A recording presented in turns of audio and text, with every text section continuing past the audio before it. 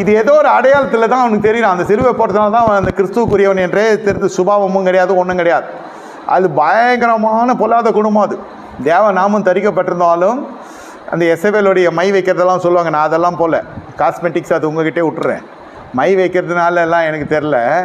அது என்ன பண்ணுறதுன்னா கட்டை பஞ்சாயத்து பண்ணுறது, அடித்து லேண்டை பிடுங்கிறது, ஷார்ட்டாக சொல்கிறேன். எல்லா அசுத்தமான காரியங்களும் துணிகரமாக போய் லேடியே போய் படிச்சுட்டு வந்துடும். நீ வீட்டில் இருக்கியா நான் பார்த்துக்கிறேன்னு சொல்லிட்டு அது ஒரு ரவுண்ட் அடிச்சுட்டு வந்துனாக்கா ஆகாப்புடைய ஆசையெல்லாம் நிறைவேற்றிடும். லேண்டு வேணுமா பூண்டு வேணுமா எல்லாம் நான் பார்த்துக்கிறேன், கம்முன்னு இரு வீட்டில், எனக்கு பொண்டாட்டி புருஷனா மட்டும் இரு. லேடி டாமினேட்டட் வீடு அது, அப்படியும் எடுத்துக்கலாம். எது புருஷன் எது பொண்டாட்டினே தெரியாது, எல்லா டிசிஷனும் அந்த அம்மாவே எடுக்குது. அது ஷார்ட்டாக சொல்கிறேன். அது இப்படி பண்ணிச்சு, அது இப்படி ட்ரெஸ் பண்ணிச்சு, அதெல்லாம் நான் சொல்ல. ட்ரெஸ்ஸு எல்லோரும் தான் பண்ணுறான், எல்லோரும் தான் காஸ்மெட்டிக்ஸ் யூஸ் பண்ணுறான். இப்போ அது இல்லை முக்கியம். டாமினேஷன் பாருங்கள், வீட்டில் அடங்கி சேவித்தெல்லாம் கிடையாது. இது எந்த தீர்க்கதரிசியெல்லாம் பார்த்தா கூட எல்லோரையும் பார்த்துடுறோம் ஒரு கைன்ற மாதிரி.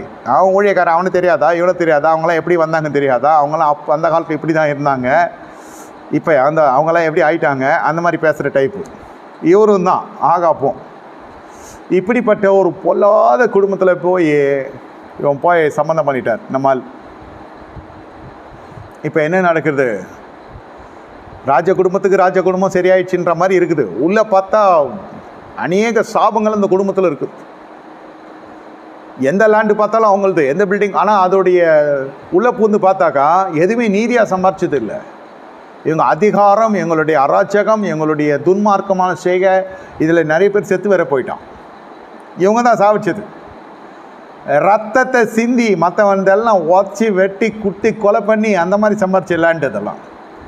அதில் தான் அவங்களுக்கு அவ்வளோ செழிப்பு வந்துச்சு. ப்ளஸ் அவங்க ஏற்கனவே ராஜ்யபாரம் கொண்டு வச்சனங்க, அதிகாரத்தை நல்லா பயன்படுத்துகிறாங்கப்பா அப்படின்ற மாதிரி உலகம் சொல்லும். ஆவிக்குரிய மனுஷன் யோசேபாத் இதுக்கெல்லாம் இந்த பழக்கமே கிடையாது, போய் மாட்டிக்கிச்சு இந்த ஆள் சம்மந்தம் பண்ணி.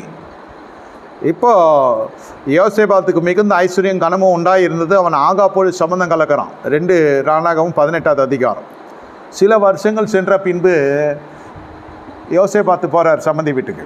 அங்கே போனால் எப்படி இருக்குதுன்னு பார்த்தா அவனுக்கும் அவனோட ஜனங்களுக்கும் பயங்கரமான ஒரு விருந்து பண்ணுறான். பாருங்கள், இந்த மாதிரி போனால் வந்தால் கவனிக்கிற வீடுன்னு சொல்லுவாங்க சில வீட்டில். சில வீட்டில் போனால் நம்ம வீட்டிலே இருந்திருக்கலாம், நம்ம வீட்டு சாப்பாடு நல்லா இருந்திருக்கும்.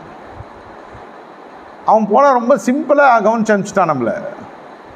சில பேர் சொல்லுவாங்க, போனேன் இந்த மாதிரி பண்ணி இந்த மாதிரி ஒரு சாப்பாடு கொடுத்து அனுப்பிச்சிட்டான், ஒரு முக்கியத்துவம் கொடுக்கல எனக்கு. ஏன்னா கடையில் ஒரு பக்கத்தில் இருக்க ஏற்றி விடுங்கடா, கடையில் ஒரேயாவது பிரியாணி கூட வாங்கி கொடுக்கலடா. இல்லைடா, இங்கே ஏதோ ஒரு இதில் இருந்தான், அனுப்பிச்சி விட்டான், சாப்பாடு போட்டானோ போடல.